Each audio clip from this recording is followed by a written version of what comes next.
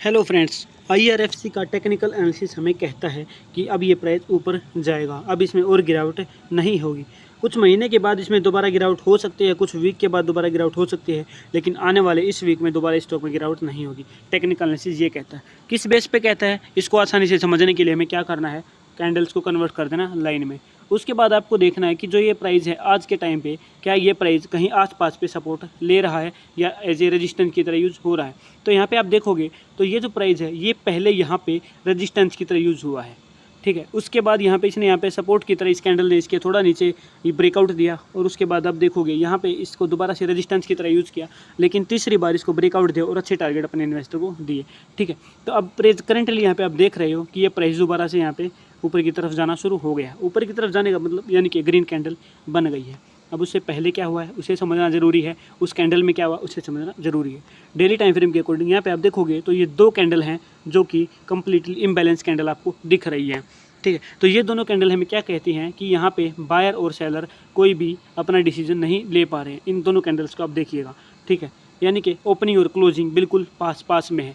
पूरा दिन यहाँ पे ट्रेड हुई है, लेकिन at the end of the day buyer और सेलर कोई भी यहाँ पे ज़्यादा अपनी पावर नहीं दिखा पाए। यानी कि यहाँ पे अगर बायर ने पावर लगाने की कोशिश करी तो सेलर इसको धकेल कर नीचे ले आए, और अगर सेलर ने पावर लगाने की कोशिश करी तो बायर इसको धकेल कर ऊपर लेकर चले गए। लेकिन उसके बाद जब यहाँ पे इम्बैलेंस के बाद एक ग्रीन कैंडल बनी जिसमें लोअर वीक बड़ी है, तो यहाँ पर पॉसिबिलिटीज़ है कि बायर जो है वो ताकत में आ गए हैं और अब प्राइस को ऊपर लेके जाएंगे। अब कौन से टारगेट हमें मिलेंगे उसकी बात करें तो पहला टारगेट आसानी से हमें ये मिल सकता है मूविंग एवरेज 100 वाली लाइन।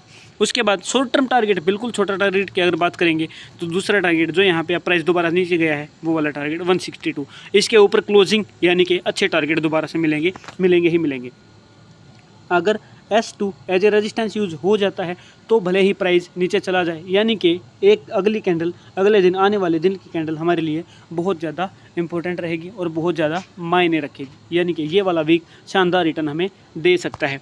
टारगेट की बात करें तो पहला टारगेट जो हमें मिलेगा 170 मिलेगा और दूसरा टारगेट 183। ये दो टारगेट मिलने की मैक्सिमम पॉसिबिलिटी इस स्टॉक में है। इस स्टॉक पर नज़र बना के रखिएगा, आने वाले टाइम में अच्छे रिटर्न में मिल सकते हैं। ऑफिशियल रिकमेंडेशन तो नहीं है, लेकिन अच्छे टारगेट यहाँ पर ये स्टॉक अब दे सकता है। तो मुझे उम्मीद है वीडियो आपको पसंद आई है। वीडियो पसंद आए तो वीडियो को लाइक करें और चैनल को सब्सक्राइब करना ना भूलें। Thank you very much.